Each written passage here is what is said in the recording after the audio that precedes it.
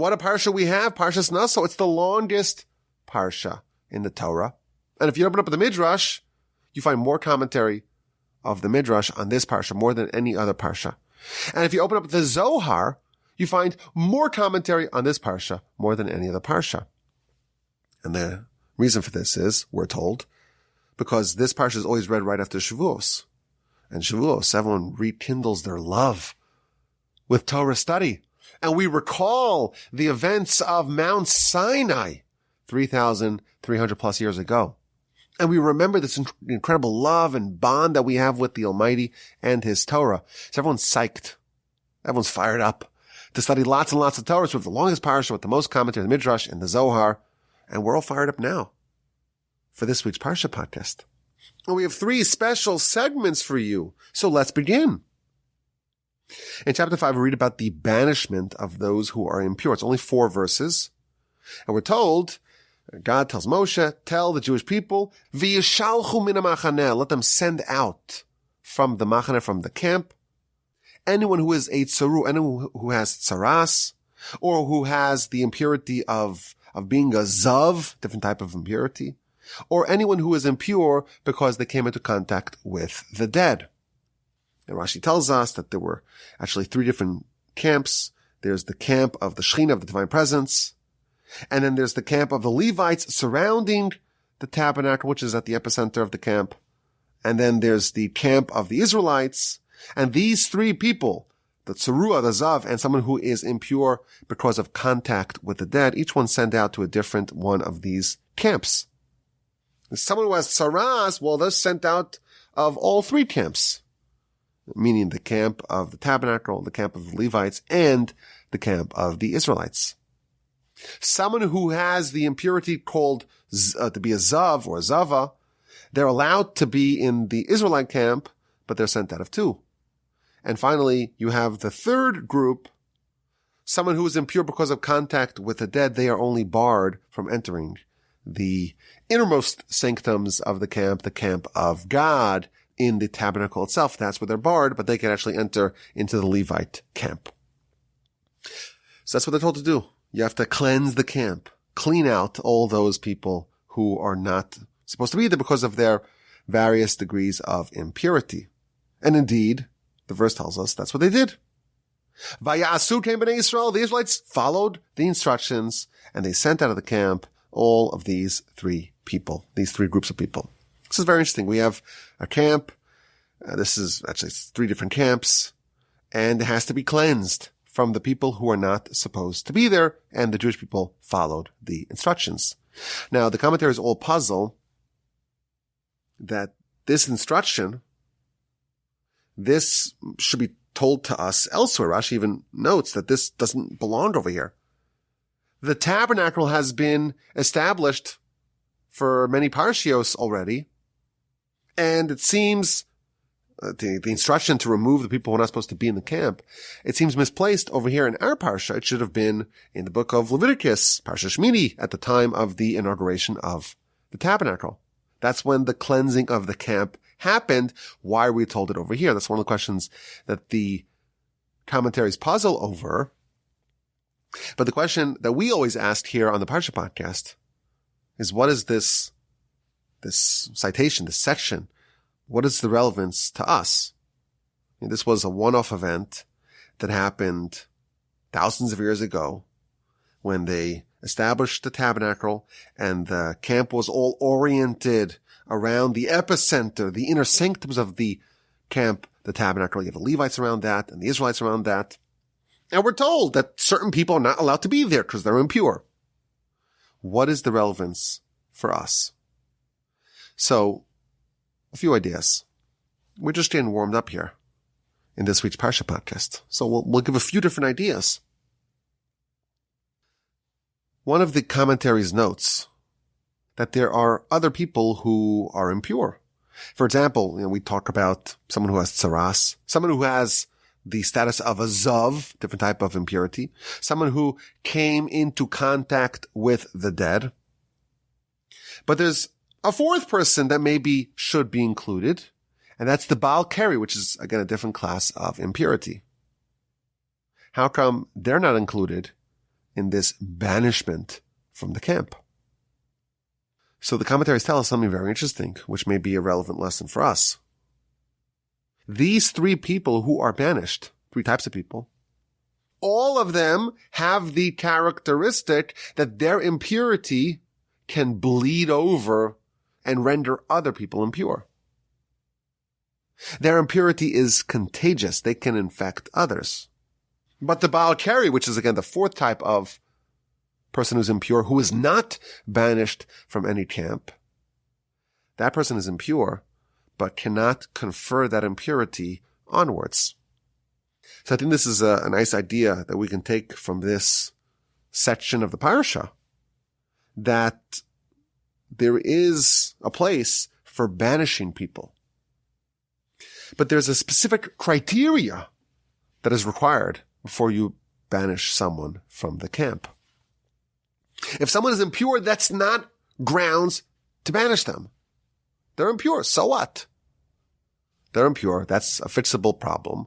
Why should you exclude them? Why should they be removed and ostracized and banished? That's not grounds for removal. Only if they're infecting others, only then must they be banished.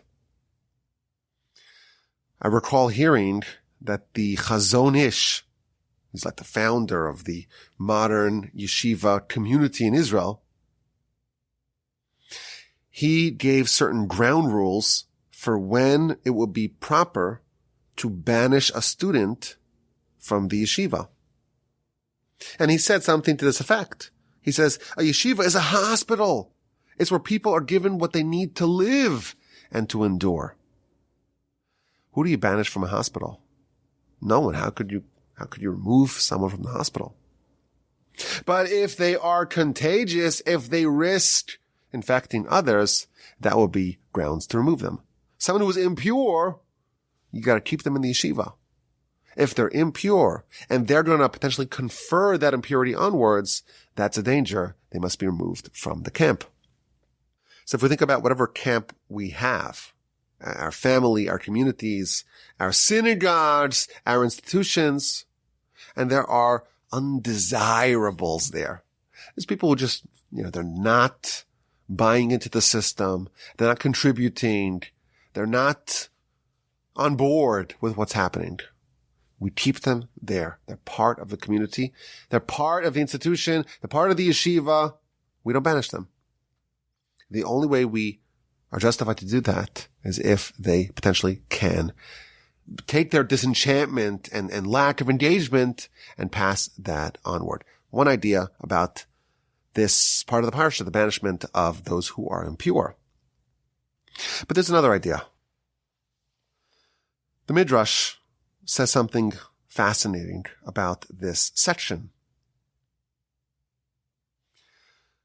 This description of the banishment of someone who has saras, and someone who is a zav, and someone who is impure because they came into contact with the dead. This is a metaphor, says the Midrash, for a different type of banishment. The Jewish people, they're still at Sinai, but they're hopefully going to make their way towards the land of Canaan, towards the land of Israel. It's going to take some time, but eventually they're going to enter the land and conquer it and settle it. And that's the fulfillment of this dream. Abraham, Isaac, Jacob, they were all promised that their descendants will inherit the land. And that promise was actualized. It took hundreds of years, of course, but the Almighty kept his word. But if you know the story, the history, they were banished. And they were banished once, and they came back. And they were banished a second time, and they came back. The land of Israel has a capacity, or has at least a history, of banishing Jews. And says the Midrash, do you know why the land of Israel banished its Jewish inhabitants? This section of the Parsha tells us why. The Jewish people, they were sent into exile. They were expelled from the land because they were like someone who has saras, someone who is a zav, and someone who is impure because they came into contact with the dead. The Jewish people were in the camp of God. There is one land that's the camp of God, and that's the land of Israel. And that's the land that everyone coveted. Abraham wanted it, and Isaac and Jacob, and the nation endured hundreds of years of enslavement, of servitude, of oppression, solely because this is what it takes to acquire the land. And they leave, and it's 40 years in the wilderness. The whole Torah is effectively the story of trying to acquire the land of Israel. We know that Moshe is not going to be allowed to enter. And that's going to compel him to launch into an unprecedented prayer to have that decree annulled. Everyone wants to go to the land because this is God's land. And the Jewish people succeeded. And they were there for hundreds of years, but they were banished. And they came back and they were banished again. And we, some of us, most of us, almost, are back. And we hope this pattern does not repeat itself a third time. And the Midrash tells us that the reason why the people are banished from the camp of God is because they have these three maladies, these three impurities. They have tsaras, they have the impurity called zav, and the third impurity, which is to come into contact with the dead. Says the Midrash, these are symbolic. These are metaphors for the three cardinal sins: idolatry, adultery, and murder. And if we don't want to be banished from God's camp, we should avoid these three categories, these three classes of transgressions. And the Midrash elaborates. Tsarua, someone who has tsaras, that's emblematic of idolatry.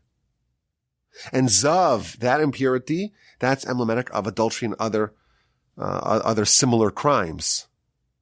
And someone who comes in contact with the dead, that is symbolic of the dead. Well, God forbid, murder. Here we're told, you want to avoid banishment from God's camp, avoid these three triggers, these three contributors towards exile. And this is a callback to what we said a few weeks ago. We found in the commentaries, we're told that every land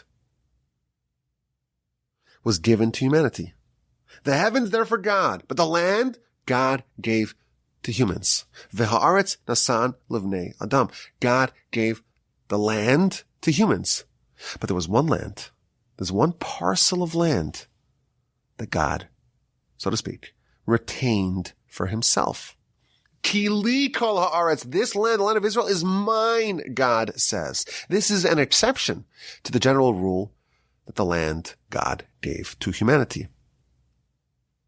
So there's one land, one distinct land that's God's, and it's not ours. And here we're told that God has certain ground rules, certain requirements to be there. You don't want to be banished. Avoid these three things. And this is similar to what we said a few weeks ago. This land is acquired in a different manner than all other lands. It's still God's. It's not ours. If it's human land, well, there are certain rules. You have a war, you buy the land, you make some sort of Louisiana purchase, you take it from the Indians. There's rules. There's a system for acquiring land. Once you acquire, it's yours. This land is different. You acquire it with righteousness. And you avoid the causes for exile. And you have to cleanse it, just like the camp, the Israelite camp. It was cleansed from people who don't belong there. The land of Israel, the Midrash tells us, you have to cleanse it from all sin. And specifically from these three categories of sin. Again, idolatry, adultery, and murder. And there are many things that fall under the rubric of these three transgressions. I'm reminded of an idea. My grandfather talks about this in his book. I believe he cites it from the Maharal. The Mishnah tells us that there are three things upon which the world stands. There are three qualities, three attributes that uphold the world and ensure its perpetuation. And they are Torah, Avoda, Gemilos Chasadim. Torah, Avoda, service of God, and kindness. And my grandfather, best memory, writes that the three cardinal sins are the exact opposite of the three positive attributes that uphold the world. And he explains, well, Avodah Zarah, which is service of the idol, idolatry, that's the opposite of service of God. That makes sense. And kindness, well, that means to give. And what's the thing that you take? If you take the worst thing you could take from someone is to take their life. So kindness is the opposite of murder. And Torah, he explains, that's the opposite of all sexual crimes. And quotes the Rambam that illicit thoughts only enter a mind and a heart devoid of wisdom. We fill our mind with Torah, and that makes sure that our mind is not filled with all sorts of dangerous and, God forbid, promiscuous thoughts. So if we're told to cleanse the land from these three sins, the reverse of that, maybe a way to acquire the land, is with Torah, kindness, and service of God. You know, we're in the middle of a war now, and us supporters of Israel are enraged by the horrific double standard we see. No one cares about the 500,000 Syrians that were killed, or all the millions of Muslims that are butchered in Yemen and all sorts of other places. But when it happens, when the Jews do it, and of course they're not trying to do it, suddenly it's front page news. It seems like the whole world unites against Israel. People who are sworn enemies of each other, they only agree on one thing, the hatred of Israel. And it bothers us. Why can't we have a bit of acceptance? Why can't we have legitimacy? Israel has the most moral army in the world. They go to such great lengths to avoid civilian casualties. We're calling them civilians, but come on, we know. Every other nation of the world will be way more violent and way more indiscriminate if what happened to Israel happened to them. But Israel's targeted, and everyone's attacking them. And they did everything right. They followed the law. And they do whatever they can to make sure that the Muslims and the Arabs are represented. They've been giving Gaza electricity and water, everything. They provide it all for their enemies. Why can the world accept the Israeli sovereignty over this land? And I think this is the answer. The answer is that this land is acquired with a different system, a different criteria, a different methodology than any other land. And we want to avoid being expelled from the land. We want to avoid exile. We want to avoid instability in the land. We have to banish these three contaminations. That's how you acquire and earn the land. You banish those three, and you do the opposite, the Torah, the Avodah, service of God, and the Chesed, the kindness. That's how you acquire the land. It's still God's. And this is what he demands. We can't do with it as we please. This land is the most contested bit of land ever. And it's traded hands more times than any other land. And it will remain in a state of limbo, in flux. It will not stabilize until the nation realizes what it takes to acquire it. And we hope that happens really soon. But again, we see this idea in the Midrash, in our Parsha. And we saw it a few weeks ago in the previous Parsha. There are three attributes that cause exile. Correspondingly, there are three positive attributes that deepen and strengthen and stabilize our connection. Torah, Avodah, Chesed. Torah, study of Torah, service of God, and kindness from one person to another. That is the way this land is acquired. Not with armies, not with harried, skilled, glib, facile diplomats, not with UN resolutions, not even with irrigation and building out the economy. The way the land is truly acquired is by trying to persuade God that we are worthy of being inhabitants in his land. Segment number 1. Let's get to segment number 2. The Nazir.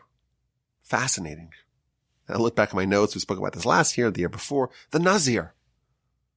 Someone who voluntarily opts to become a Nazir and to refrain from wine, from haircuts, from coming into contact with the dead, typically for 30 days. And the Nazir is lauded in Scripture. He's holy. He's an ascetic. Famously, and we said this, I believe, on the rebroadcast episode. The verse starts off, chapter 6, verse 2. Ish o isha, a man or a woman, ki yafli, who does something wondrous. And the commentaries tell us, the Ibn Ezra tells us, the majority of the world, the billions of people in the world, their life is one that's dominated by their impulses, by their instincts, by their desires, by their whims. It is rare, says the Ibn Ezra, for a person to say, I want to restrain myself. I want to rein in my impulses. I want to overcome my desires. And that's something which is wondrous. Kiyafli, who does something wondrous. Because it's so rare. It's so extraordinary to find someone who's gonna think about, what should I do in life? What choices should I make? And what impulses should I try to overcome? The rest of the world is dominated. The majority of the world is dominated by impulse, by instinct. The Nazir is a wonder. Verse 7 of chapter 6 says that he has a crown of God upon his head. He's like a king. Everyone else is a serf, is a servant. Because they're just a marionette. They're a puppet in the hands of their impulses, their desires. They have a desire. They just obey. They're obedient to their desires. They're not in charge. They're not in control. But the Nazir, they're a master over their whims. They're in control. The world's full of masses of serfs who are subjected to their whims, but he has a crown on his head. My grandfather, best memory, pointed out he has a crown on his head. He uses his noggin. He is cerebrally oriented. He thinks. He doesn't just act upon his impulses. And it's an amazing thing. The Nazir is praised, is lauded. He's a wonder. But what did he do? For 30 days, he chose to live a more elevated life, to not come into contact with the dead, to not cut his hair, and to avoid drinking wine. How much of a commitment are we talking about? Yeah, a lot of people like the wine. They have a weakness maybe for some alcohol. Grab a few beers after work. Just a few shots to lubricate my mind. Just a quick l'chaim or two. And this person says, I want to overcome that. For 30 days. I'll see you in a month. What is it? Sober October? Sober October. Is that really a great accomplishment? The Torah is going to say, what a wonderful thing. What a wonder. Let's give him a crown on his head. He's in this rarefied category. Look at this person, the Nazir. What a hero. It's an amazing thing. What does it take for someone to become so wondrous? It's really not that much. A little bit, but not that much. We just celebrated Shavuos. Shavuos, that's the anniversary of the Sinai revelation. A nation experiences prophecy collectively as a people. They hear the Ten Commandments from God himself. And it's on Mount Sinai, the Sinai revelation. And all my children know, it's the most famous midrash. Why was Mount Sinai selected? All the mountains wanted the privilege of having this experience upon them. And the midrash says that all the mountains were jockeying for this privilege to have the Torah given on them. And all the other mountains, they were all trying to show just how impressive and big and formidable they are. And thus to show that they have what it takes to be worthy of this. But Sinai was small and humble. And Sinai didn't believe that really it was worthy. And God said to Mount Sinai, you're small, you're humble. I'm choosing you. And I was always told that this midrash, it's trying to highlight to us that what does it take to acquire Torah? It takes humility. Sinai was chosen because it was small. So here's a special Parsha podcast question. All the mountains in this midrash, they're all fighting and jockeying and position themselves to be the one to receive the Torah. The big mountains, the broad mountains, the fearsome mountains, everyone wants the Torah upon them. And Mount Sinai, that's the mountain that ended up with the Torah upon it. You imagine it could have been, some other mountain. The Everest experience. K2, Annapurna. There's lots of other mountains that maybe could have served as the mountains for the Sinai revelation, ultimately was Mount Sinai. But here's the question. Everyone agrees it has to be a mountain. The only question is which mountain? And all the mountains are fighting. But why does it have to be a mountain? Why not on a valley or on a mesa, on an isthmus, in an island, on an archipelago, in the plains, in the straits, in a savanna? There's lots of other places where the Sinai revelation could have happened. And those are not options. It was going to be in a mountain. The only question is, which mountain? Is that an interesting question? Have you ever heard this question before? Was it worth me coming to the Torah Center now? It's after midnight. I'm here by myself. And I'm telling you this question. It's worth it, right? Why a mountain? Why does it have to be a mountain? That was the question I had on the festival of Shavuos. And I suggested an answer. Tell me if you find this interesting or persuasive. Send me an email, rabbiwolbe@gmail.com. It had to be in a mountain. And here's why. The festival has two different, or apparently different, names to it. Descriptions of what happened. In the prayers, we say, Zman Matan Torasenu. Shavuos, that's the time of the giving of the Torah. This is the day that God gave us the Torah. That's one description of this festival. A second description is it's the time of Kabbalas HaTorah, Kabbalat HaTorah, the acceptance of the Torah. So which is it? Is it the day of the giving of the Torah, meaning from God's perspective, He gave us the Torah? Or is it the day of our acceptance of the Torah? Both of those terms are used about the same day, the same event. Is it the time of the receiving or the giving of the Torah? And the answer is, it's both. This is a day of a touch point of heaven and earth. God tore open the heavens and came down to us. But it had to be on a mountain.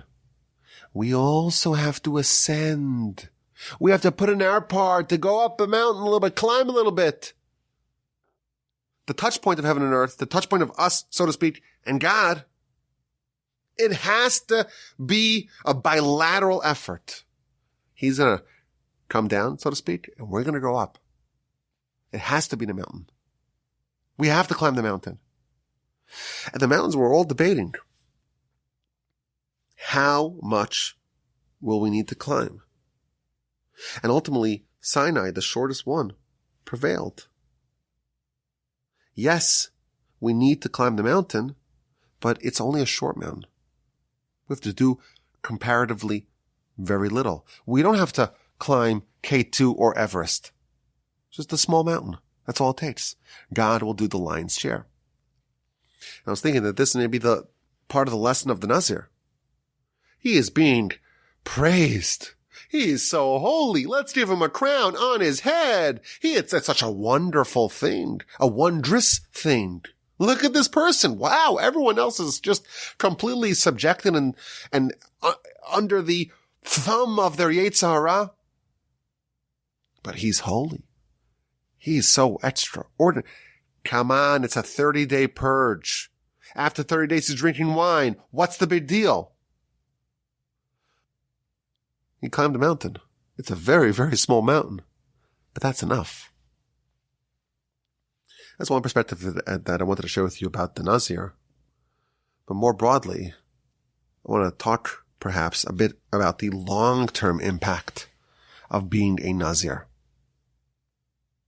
If you think about it, he's doing a 30-day shred, a blitz for 30 days, and then he's going to go right back to the gym beam. He has a weakness for alcohol. I have to say, it's not a weakness that I understand. I don't like drinking alcohol. I do it only if I'm absolutely forced to.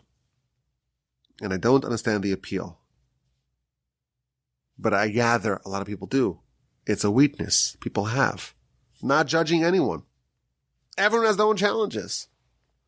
The person has a weakness for alcohol. He wants to overcome it. Wants to gain back control, to be a king, to have a crown, to be in charge, to not be subjected to his desires. So 30 days with no wine. But then he goes back to it. So how do we understand this? If the person swore off forever, 12 steps, I'll never touch it again. I'll always remain an alcoholic. But I'm going to fight my whole life. That made sense to me. They're defeating their demons. But 30 days, then going back to it. How do we understand that? And of course, this is talking about the Nazir and wine. But every one of us, we all have our challenges. And it's a very useful discussion for us to have if we want to improve and to overcome whatever difficulties and tribulations that we may be facing. There's a system here. There's a system of the Nazir. And perhaps it can be illustrative for us in whatever challenges, whatever mountains we're trying to climb. So the first idea is that in Judaism, in the Torah philosophy, there's nothing that's immaterial. Everything matters. Suppose we have a Nazir. He wants to overcome his wine addiction, his wine weakness, his wine dependency. And he does 30 days. And he succeeds. And then he has a relapse. And he's completely the way he was before. Nothing changed. We may think, well, that was a failure. That didn't work. Got to try something else. Got to go to rehab. The Torah does not discount anything. Even if it doesn't last.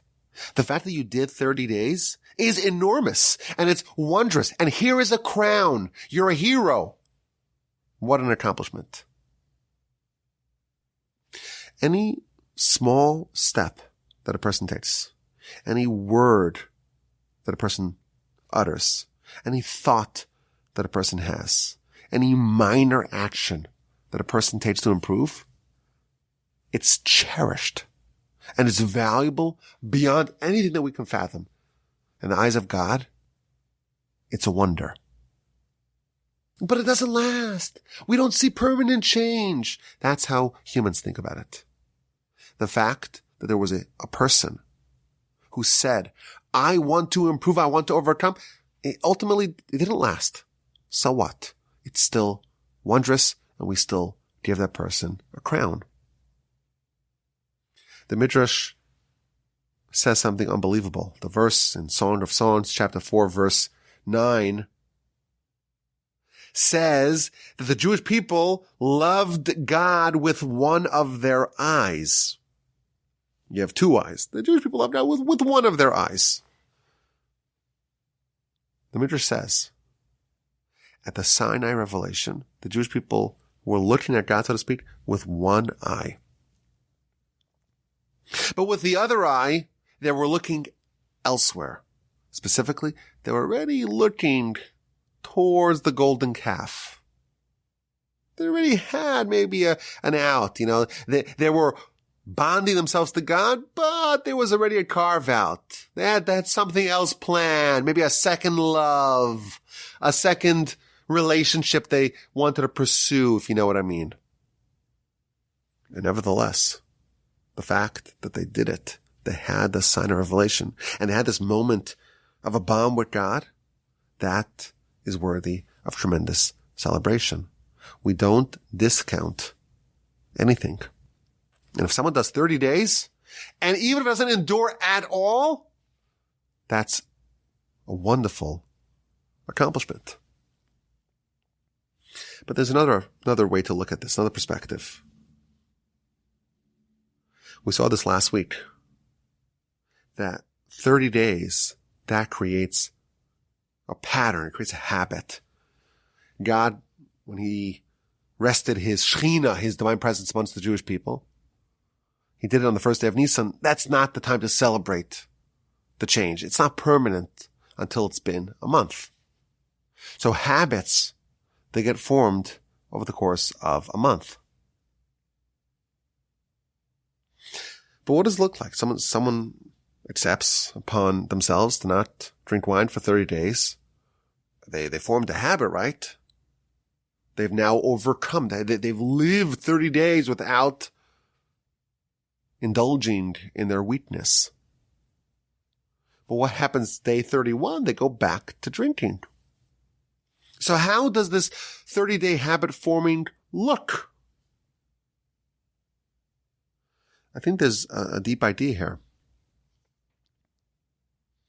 When we talk about dependency, someone who has a weakness, the Yetzer Hara is controlling them in one area.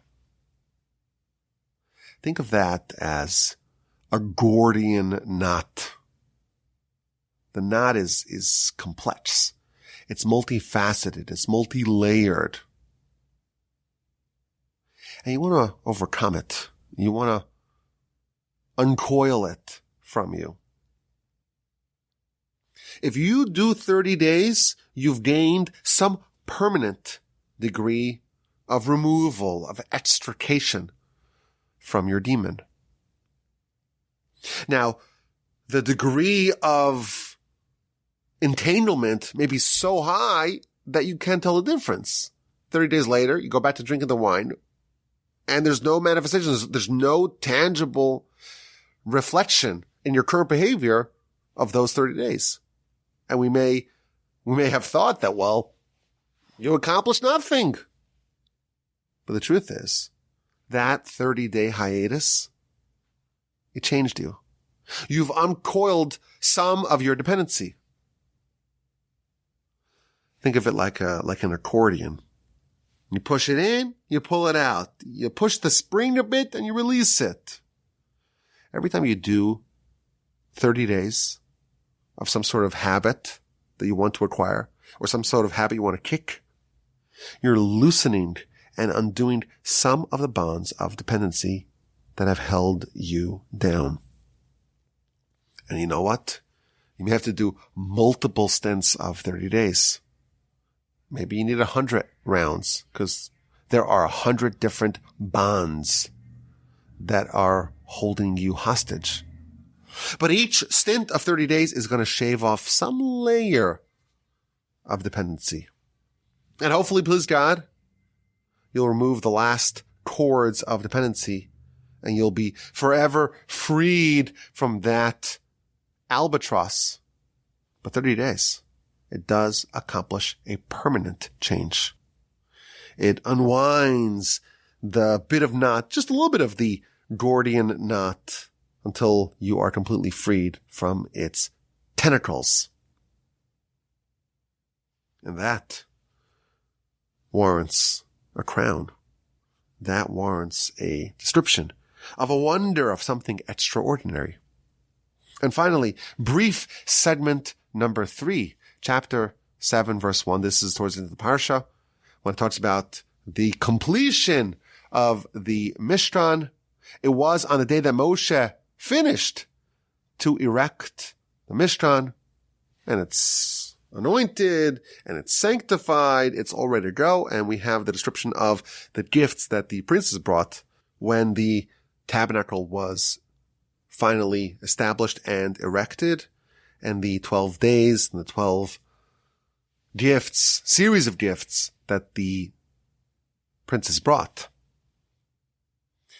Now, in this verse, it talks about the building and the erecting of the Mishkan, of the tabernacle, and it gives Moshe all the credit. It was the day that Moshe finished to build, to establish, to erect the Mishkan. And Rashi asks the question, wait a minute. Who built the Mishkan? So yeah, of course, Moshe built it because he's in charge of everyone, the whole nation. But Bezalel, he was the foreman. And Ahaliav was his right-hand man, was his lieutenant. And they had an army of helpers. But who gets the credit? Moshe gets the credit. Why does Moshe get the credit? Moshe exclusively? It's the verse should have said it was when Bezalel and Ahaliav and all the helpers finished and Moshe, they finished it. Why does it pin all the work and the accomplishment on Moshe exclusively? And why does it omit and ignore the role that everyone else played? Bezalel, Ahaliav, and the volunteers that joined the effort. That's Rashi's question. And his answer is kind of puzzling. Moshe, he had some self-sacrifice. Moshe was moser nefesh for the tabernacle. Yes, Bezalel, Ahaliav, all those volunteers, they all worked on it. But Moshe, he had some self-sacrifice. He sacrificed himself for this effort. And therefore, ultimately, the credit goes 100% to him. That is what Rashi says. And on the same night of Shavuos, that I was studying with my son Shlomo, I said to him, there's a problem with this Rashi. What's the problem with the Rashi? And he says, wait a minute. He absolutely nailed it. He said, only Moshe had self-sacrifice? Bezalel worked for months on end, day and night, making sure that everything was perfect? And that's not considered self-sacrifice? It seems like Rashi's telling us that only Moshe had self-sacrifice. Now, if you've been listening to the podcast recently, especially if you listen to the one I did on the other show, on the This Jewish Life podcast show, the episode titled 5 Fascinating Questions. I've been talking a lot about the different roles of Moshe versus Bezalel, when it comes to building the tabernacle. Spoke about this last week as well. And to me, I think that this Rashi adds another piece to the puzzle to understand the difference between Bezalel and Moshe. Bezalel was perfectly suited to build the Mishkan. He had all the talents and all the abilities and all the gifts and all the requirements, gifted in every area of artisanship, of craftsmanship. He was perfectly suited to do the job. Bezalel was designed for this responsibility. And he had all the talents, all the tools, all the implements, all the skills to do it. Bezalel had the aptitude to do his job. Moshe, he was not designed for it. And he did it nonetheless. The definition of self-sacrifice, I want to postulate, I want to suggest, I want to posit.